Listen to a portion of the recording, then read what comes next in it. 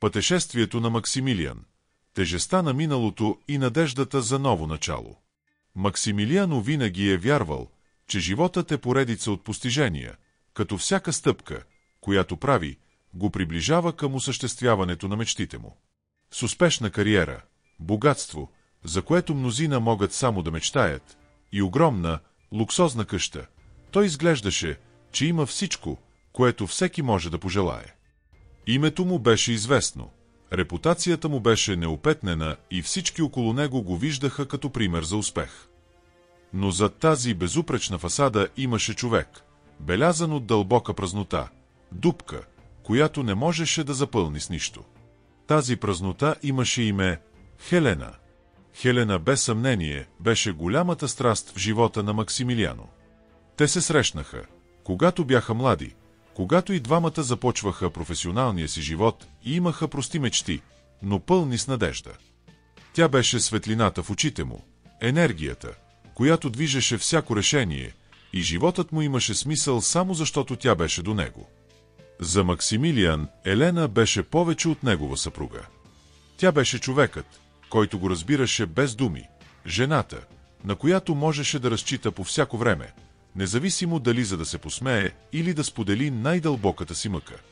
Тя го завърши по начини, които той никога не е предполагал, че са възможни. Годините минаваха и любовта между тях не само устояваше на трудностите на живота, но и разцъфтя, оставяйки дълбоки корени в сърцата и на двамата. Ожениха се млади и скоро животът, който изградиха, изглеждаше перфектен. Максимилиано казваше, че кариерата му е причината, докато Хелена е сърцето, неговият източник на безусловна любов. Те пътуваха, прекараха часове в разговори за мечти, за планове за бъдещето. Между тях никога не е имало тайни, или поне той си мислеше, че не е имало. Но животът, със своята непредсказуемост и жестокост, донесе нещо, с което никой от двамата не беше готов да се изправи. Хелена внезапно се разбуля. Първоначално Максимилиано мислеше, че е нещо просто, нещо, което ще мине бързо. Тя никога не е била крехка жена. Хелена притежаваше заразителна енергия, усмивка, която озаряваше дори най-тъмните места. Но това, което изглеждаше като обикновен грип, се превърна в инвалидизиращо заболяване. Седмиците минаваха и здравето на Хелена се влошаваше по тревожен начин. Максимилиано, който винаги чувстваше, че контролира живота си, се оказа безсилен, неспособен да защити любовта на живота си от нещо толкова непоносимо. Лекарите, чувствайки се безнадеждни, казаха, че нищо повече не може да се направи.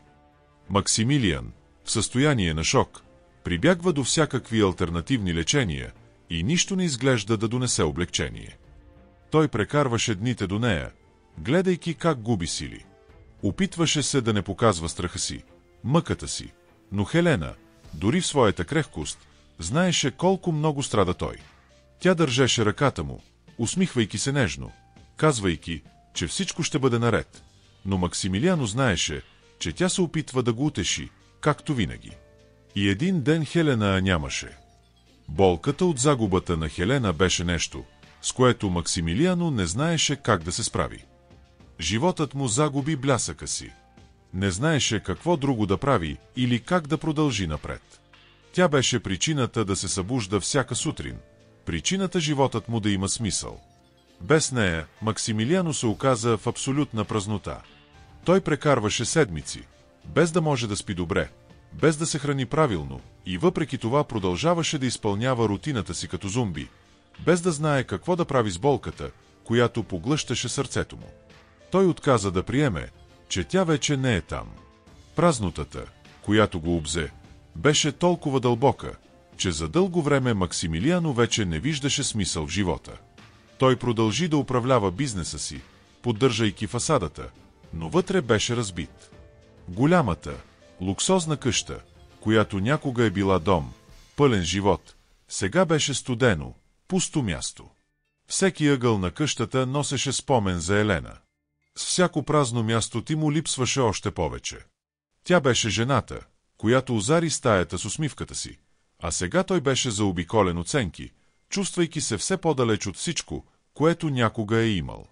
Максимилиано, чувствайки, че животът е загубил цвета си, започна да се изолира още повече. Той избягваше срещи с приятели, семейство и дори с колегите си. Рутината ви е станала монотонна и безсмислена. Той започна да посещава гроба на Хелена с натръпчива честота. Това беше единственото място, където чувстваше, че все още може да бъде близо до нея, въпреки че знаеше, че в действителност той просто удължава болката. Посещаваше гробището поне 3 пъти седмично. Всеки път, когато стигаше там, той сядаше пред гроба на Елена, гледайки надгробния камък с далечен поглед, потънал в мисли.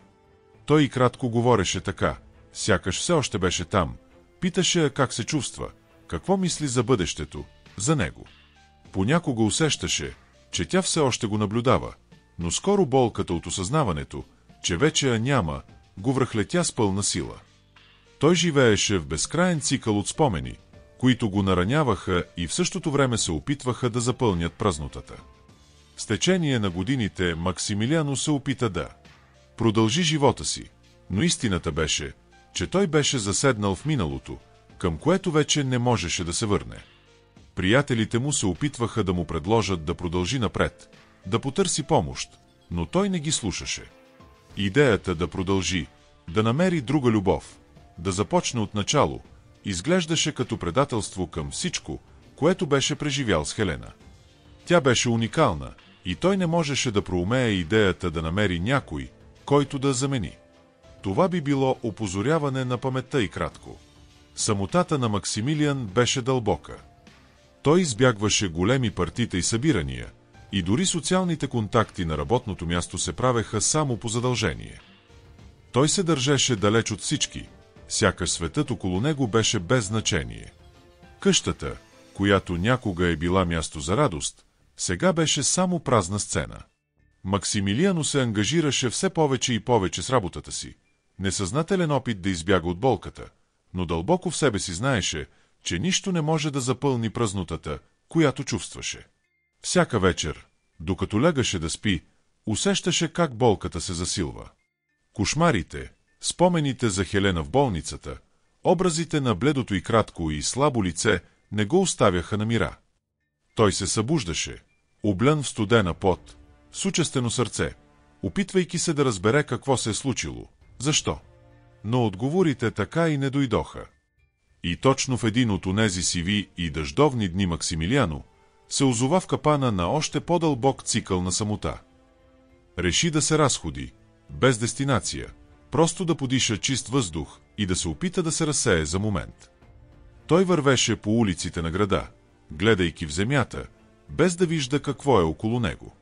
Дъждът валеше слабо и равномерно, но Максимилиано вече не го интересуваше.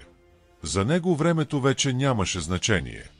Мислите му бяха погълнати от загубата на Хелена, от липсата на смисъл, който животът му сега изглеждаше имал. Докато вървеше, нещо привлече вниманието му. Нещо различно.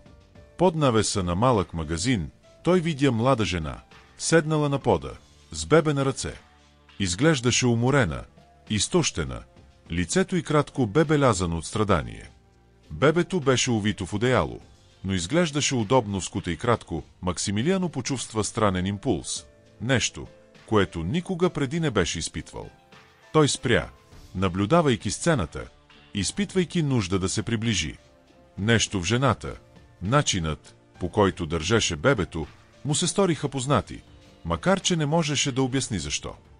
Той се приближи предпазливо до нея, питайки я дали е добре. Жената, изненадана от въпроса, го погледна, а очите й кратко, тъмни и уморени, сякаш молеха за помощ. Тя отговори с въздишка, казвайки, че просто чака дъждът да отмине. Максимилиано, без да знае защо, попита дали има нужда от нещо, дали може да помогне по някакъв начин. След кратко колебание, жената прие предложението му. Той кратко даде сума пари, не много, но достатъчно, за да и кратко помогне да купи нещо за бебето или за себе си.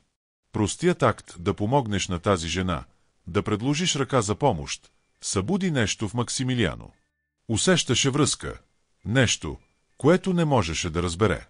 Мислеше за нея, за тези уморени очи, за крехкото бебе в ръцете и кратко чувстваше, че има нещо там, нещо, което не можеше да пренебрегне. И така животът на Максимилиано започва да се променя по неочакван начин. Все още не знаеше доколко тази среща жената и нейния син, тези кратки моменти на състрадание и човечност ще повлияят на живота му, но нещо вътре в него, нещо, което вярваше, че е изгубил завинаги, започна да се пробужда. И това беше само началото на едно пътуване, което щеше да го отведе до емоционални места, които той никога не си е представял, изправяйки го пред тайни от миналото, с болката на Хелена и шанса за ново начало. Пътешествието на Максимилиан, срещата с миналото и пробуждането на нова надежда.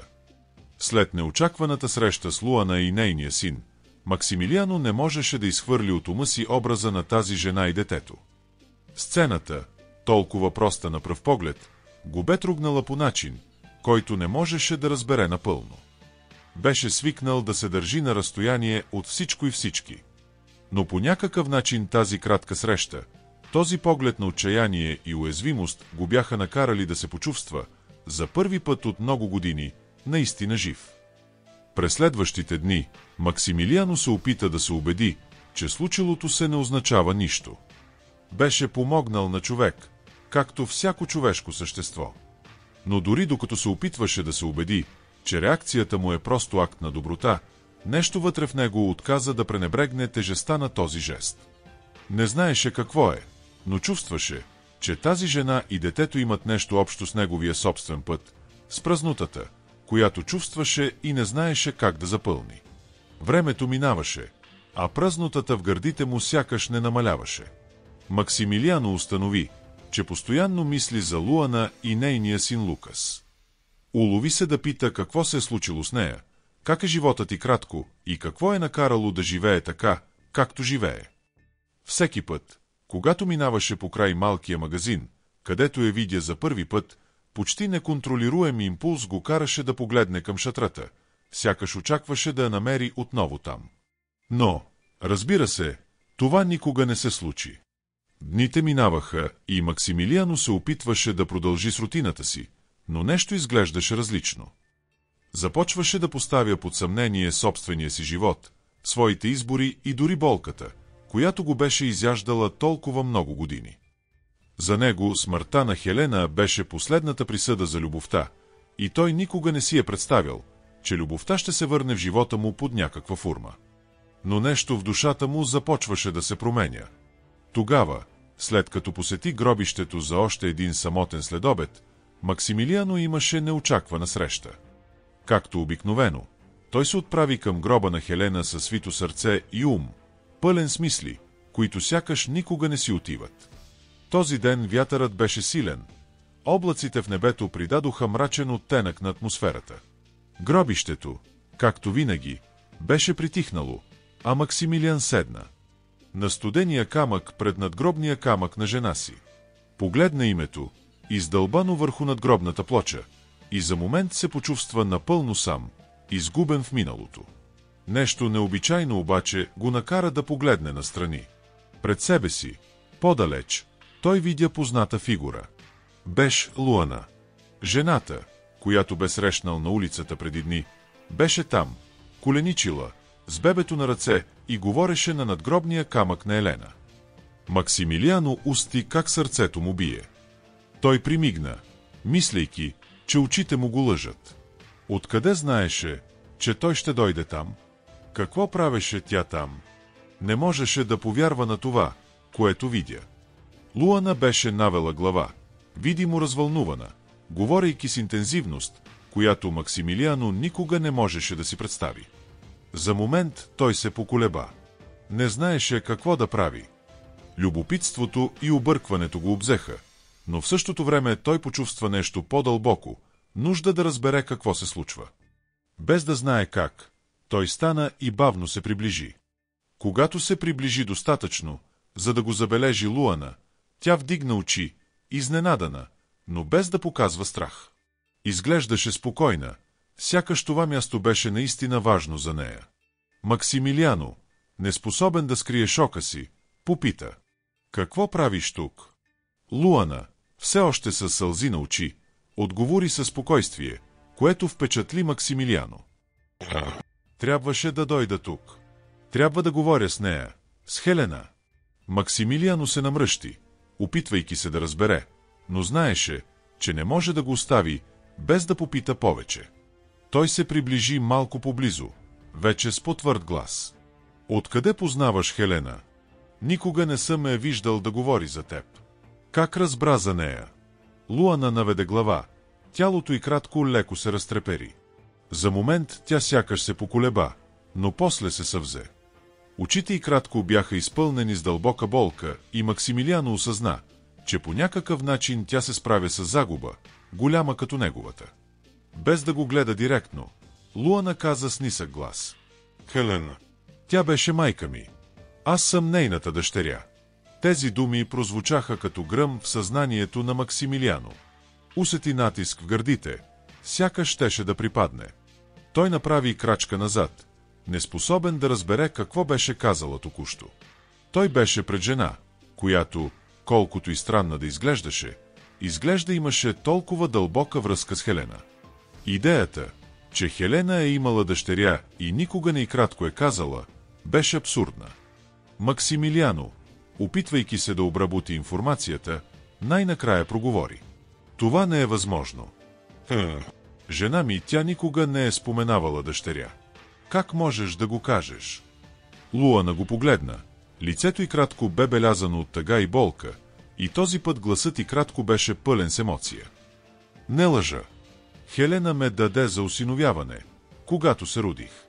Никога не знаех коя е тя всъщност доскоро. Намерих само документите, които доказват истината. Тя беше моята биологична майка. Аз съм нейната дъщеря. Винаги съм знаел, че нещо не е наред, но никога не съм знаел какво е то.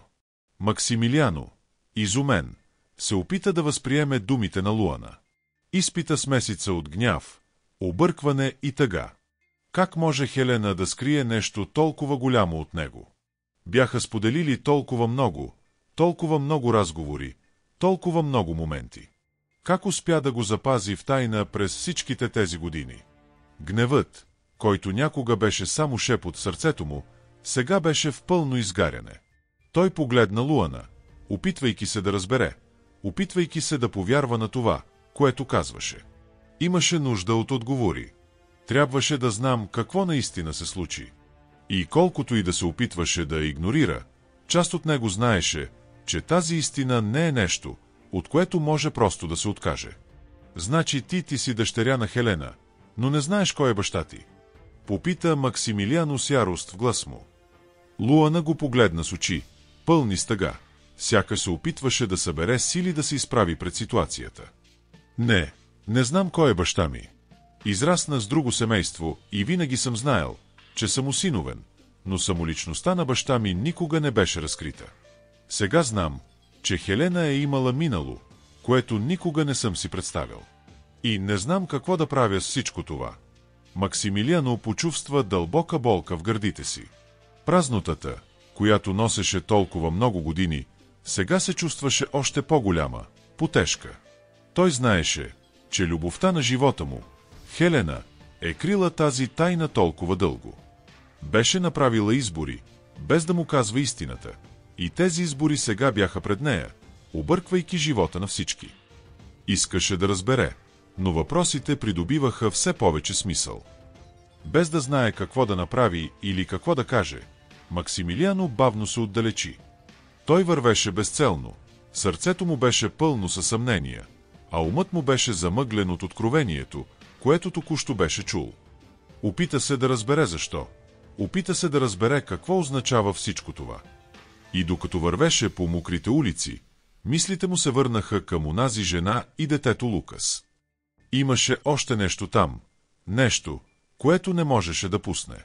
Сякаш се пишеше нова глава в живота му, глава, която не беше планирал, но сега беше пред него, по-реална от всякога. Максимилиано знаеше, че случилото се с Хелена, тайната на Луана, ще промени живота му завинаги.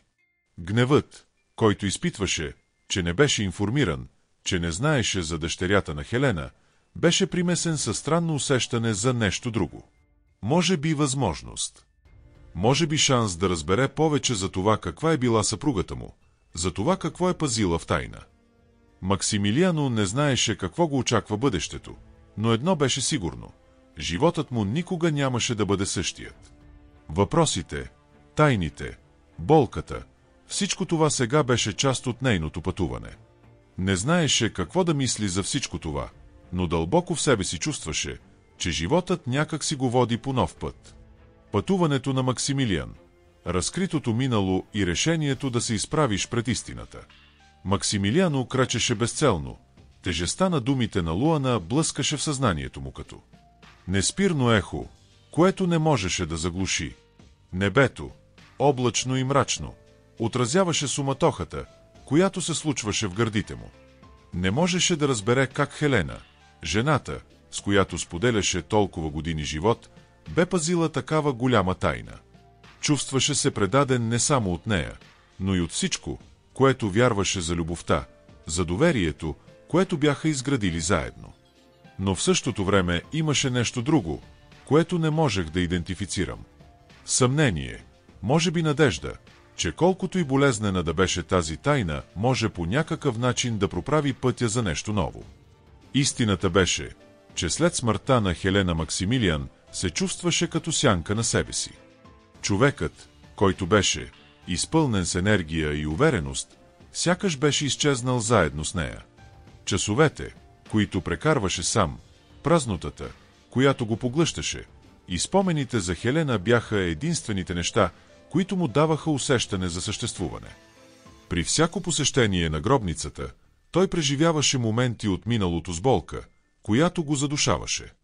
И сега, след срещата с Луана, всичко изглеждаше по-объркващо от всякога. Не знаеше дали да изпита гняв, страх или дори някакво любопитство, какво би могло да бъде. Чувстваше, че по някакъв начин смъртта на Хелена го е оставила напълно изгубен и разкритията за Луана само го карат да се чувства още по-далеч от всяка реалност, която може да разбере. Тази нощ Максимилиан не можа да заспи. Стаята, която преди това беше пространството, споделяно с Хелена, сега изглеждаше огромна и празна. Сенките на спомените танцуваха по стените, напомняйки му за всяка усмивка на Хелена, всяко нежно докосване, всяка разменена дума. Леглото, което някога беше пълно с любов, сега беше студено и пусто. Максимилиано се търкаляше от една страна на друга, опитвайки се да си намери почивка, но мислите му не го оставяха на мира. Разкритието на Луана се превръщаше в мания. Как може да е дъщеря на Хелена? Какво друго не знаеше? Чудеше се колко други тайни бе пазила през годините. Какво всъщност искаше от него? А бебето, Лукас, каква роля ще играе в живота ти? За какво стоеше той сега, след всичко? Утрото настъпи, без той да е успял да затвори очи повече от час. Шумът на дъжда отвън сякаш отразяваше вътрешното му състояние.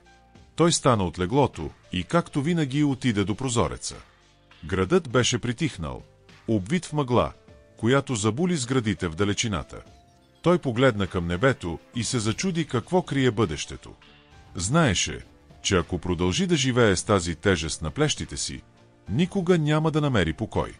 Имаше нужда от отговори. Трябваше да разбере коя е тази жена, Луана, и какво наистина иска от него. Трябваше да се изправи пред истината, каквато и да беше тя. С решението си, Максимилиано излезе от къщата и отиде до малкия магазин, където беше срещнал Луана за първи път. Пътят дотам изглеждаше по-дълъг от обикновено, сякаш всяка стъпка го приближаваше към нещо непознато, нещо, с което не беше готов да се изправи. Когато пристигна, мястото беше празно, а шатрата, където Луана се приютяваше с бебето, беше пуста. Максимилиано се поколеба, чувствайки нарастващ дискомфорт. Но тогава зад ъгъла се появи позната фигура. Беше Луана. Тя вървеше бавно, с бебето на ръце, а очите й кратко изглеждаха по-спокойни от последния път, когато я видя. Когато го забеляза, лицето й кратко грейна, но лекотата, която Максимилиан очакваше, а нямаше. Вместо това в очите и кратко имаше тежест. Нещо, което той не можеше да разбере. Максимилиано пристъпи към него и направо попита: имате ли момент за разговор? Луана го погледна, като се поколеба за момент, но после кимна и се приближи. Изглеждаше поспокойна, но погледът и кратко все още носеше нотка на тъга.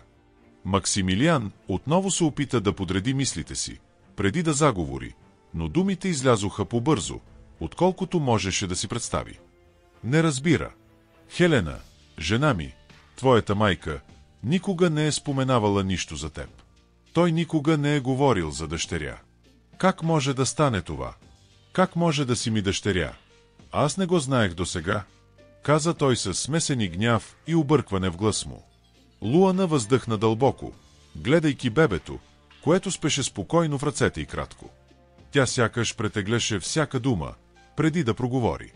Знам, че звучи налудничаво, но Хелена ме даде за осиновяване веднага след раждането ми. Тя не искаше никой да знае. Израснах в друго семейство, без да знам кои са биологичните ми родители. Когато намерих документите, всичко стана логично. Отидох да търся отговори и когато намерих всичко, от което се нуждаех, тогава реших да дойда тук. Знаех, че Хелена е направила избор, но не знаех как да се справя с това. Тя беше моята биологична майка, но... Луана погледна Максимилиано и за момент очите им се срещнаха. Максимилиано почувства нещо, което не можеше да опише. Беше чувство на дискомфорт, но и съпричастност. Искаше му се да изкрещи, да каже, че всичко това е невъзможно, че болката е твърде силна, но част от него също почувства някакво облегчение. Той не беше сам в болката си. Луана беше там и носеше същата мъка, същата тежест. Ти не знаеше кой е баща ти? Попита Максимилиано, опитвайки се да разбере сложността на ситуацията. Луана тъжно поклати глава. Тя погледна бебето в ръцете си и каза: не. Когато Хелена ме даде за осиновяване, израснах, без да знам нищо за нея. Когато се отдалечи, ме държеше далеч от всичко, което засягаше семейството и кратко. Никога не знаех кой е баща ми и до ден днешен дори тя не ми каза. Имам някои улики, но никога не съм имал шанса да разбера. И сега, когато си тук, не знам какво да мисля. Знам, че имате толкова въпроси, колкото и аз. Максимилиано замълча за момент, обмисляйки всичко, което тя каза. Имаше чувството, че го тласкат по непознат път. Парчетата от живота му, които винаги са изглеждали толкова ясни, сега бяха объркани. Мислеше си за Хелена, за любовта, която споделяха, за болката, която бе носил. Как би могла да скрие нещо толкова голямо? И какво означаваше това за него сега? За Луана, за бебето, Лукас, погледна лицето на Луана и за първи път осъзна, че тя не е там само за да извади тайна от миналото. Тя търсеше нещо повече, нещо, което той също започваше да желае. Отговори: разбиране. Той се приближи до Луана, която все още държеше Лукас в ръцете си, и с помек глас, отколкото си представяше, попита: какво очакваш от мен? Какво искаш да направя? Луана го погледна с тъжен, но решителен поглед. Знаеше, че не разполага с всички отговори, но чувстваше, че това, което се случва, е важно, че има нещо там, нещо, което може би биха могли да изградят заедно. Тя погледна бебето и после Максимилиано, сякаш се опитваше да намери точните думи. Накрая тя проговори: нищо не очаквам. Исках да знаеш. Исках да разбереш, че по някакъв начин Хелена все още е тук, в мен и в Лукас. Знам, че е трудно, но по някаква причина чувствам, че трябва да знаеш. Чувствам, че между нас има нещо повече, нещо, което трябва да разберем. Максимилиано погледна Луана и после Лукас. Не знаеше какво ще донесе бъдещето, но усети как в гърдите му се надига искра на нещо ново. Нещо, което не беше изпитвал от много време – надежда. Не знаеше как да се справи с разкритията, какво означават те, но нещо вътре в него знаеше, че не може да продължава да стои в миналото. Трябваше да продължи напред, да се научи да разбира какво се е случило и може би, просто може би, да възстанови нещо, което смяташе, че е загубил завинаги. И така, Максимилиан пристъпи напред, вече не в търсене на отговори, а в търсене на ново начало. Това е продължението на историята, където Максимилиано започва да се сблъсква с разкритията за миналото на Хелена и как това може да повлияе на бъдещето му. Пътуването на себеоткриването и възможността за повторно свързване с Луана и Лукас са следващите стъпки в този дълбок и емоционален разказ. Ако искате, пътешествието на Максимилиан, срещата с истината и новото начало. Максимилиано остана мълчалив няколко секунди, преработвайки думите на Луана. Гледаше бебето в ръцете и кратко и усещаше нарастваща тежест върху гърдите си. Какво би станало сега? Как трябваше да се справи с всичко това? Жената, която обичаше толкова много години, Хелена, беше скрила толкова важна част от живота си. Част, която, колкото и трудна да беше, сега беше пред него. И това не беше просто тайна от миналото. Беше началото на нещо ново. Луана погледна Максимилиано в очакване на реакцията му, но той беше потънал в собствените си мисли. Той погледна бебето и за момент се замисли върху собствения си живот. В продължение на 23 години той живее в капан на болка, траур, загубата на Хелена. Колкото и да се опитваше да продължи напред, винаги чувстваше, че има част от живота му, която никога няма да бъде изпълнена. Но сега, пред Луана и Лукас, той чувстваше, че животът му предлага втори шанс, възможност да започне от начало.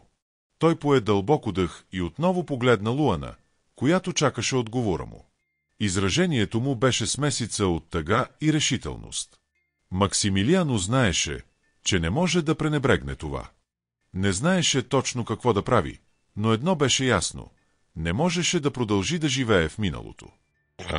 Не знам какво да правя с всичко това, Луана. Не знам как да се справя с тази истина, с факта, че Хелена скри нещо толкова голямо от мен. Но знам, че не мога да пренебрегна това, което ми каза. Ти и Лукас, вие сте част от Хелена и по някакъв начин тя също е част от мен сега. Луана, като чу думите му, се усмихна, въпреки че в очите й кратко все още имаше сянка на болка. Тя знаеше, че Максимилиано преминава през вихрушка от емоции, също като нея. Никой от тях нямаше всички отговори. Но тя вярваше, че първата стъпка е да се даде шанс на тази нова връзка, която се формира между тях. Не очаквам да ме приемете веднага. Не очаквам от теб, че искаш да бъдеш част от живота ми от един момент до следващия.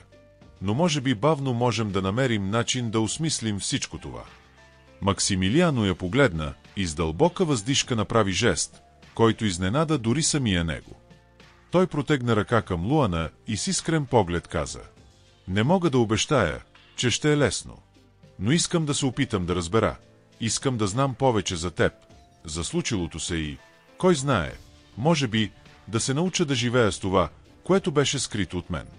И ако ми позволите, бих искал също да присъствам в живота на Лукас. Не знам какво крие бъдещето, но за първи път от много време съм готов да опитам нещо ново. Луана, със сълзи на очи, стисна ръката му с благодарност. Знаеше, че няма да е лесно, че предстоящите пътища ще бъдат пълни с предизвикателства и несигурност, но имаше нещо в Максимилиано, което и кратко подсказваше, че той е готов да опита. И дълбоко в себе си тя също знаеше, че заедно могат да намерят някакъв вид лек. И двамата бяха разбити отвътре, но може би като се съберат, те биха могли да изградят отново нещо, което има смисъл. През следващите дни Максимилиано започна да посещава повече малкия магазин, където живееха Луана и Лукас. Той помагаше с каквото можеше, предлагаше подкрепа и малко по малко научи повече за историята на Луана. Тя от своя страна му разказа за детството си, за трудностите, с които се е сблъсквала и за оставащите без отговор въпроси за произхода си.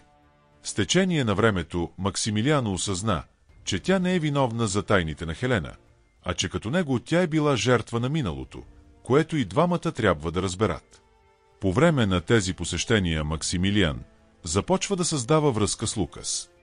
Бебето, което някога изглеждаше само като спомен от далечно минало, сега започваше да се превръща във важна част от живота и кратко.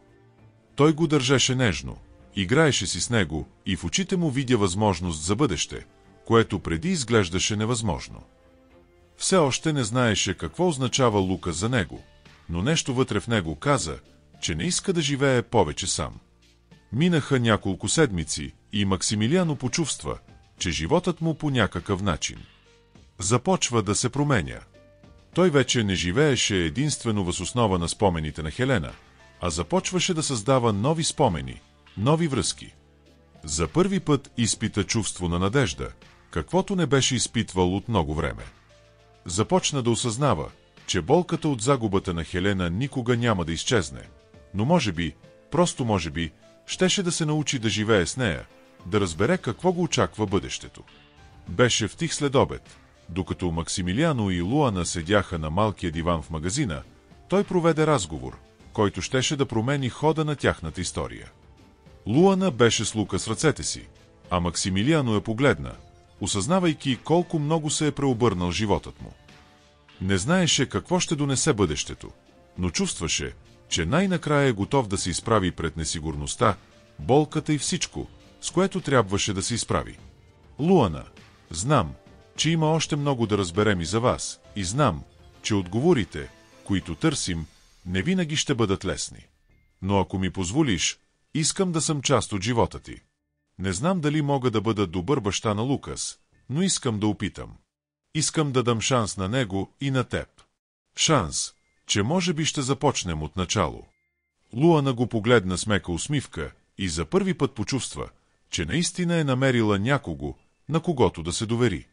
Знаеше, че няма да е лесно, толкова много за преодоляване, но също така знаеше, че може би Максимилиан е прав. Може би беше възможно да се започне от начало. Не знам какво ни очаква бъдещето, Максимилиан, но и аз искам да опитам. Знам, че е сложно, че има много неща между нас, но може би, само може би можем да намерим начин заедно. За мен и Лукас. Максимилиано кимна, гледайки Лукас, който беше в скута на Луана и тихо спеше. Изпита вълна от емоции, която не знаеше как да обясни. Беше готов да продължи. Беше готово да създаде нови спомени, да изгради нещо, което с времето да се превърне в нещо специално. Знаеше, че никога не може да замени Хелена, но може би, просто може би, щеше да намери нова форма на любов, нова форма на семейство. И така, Максимилиано започва да прави стъпки към едно несигурно бъдеще, но пълно с възможности.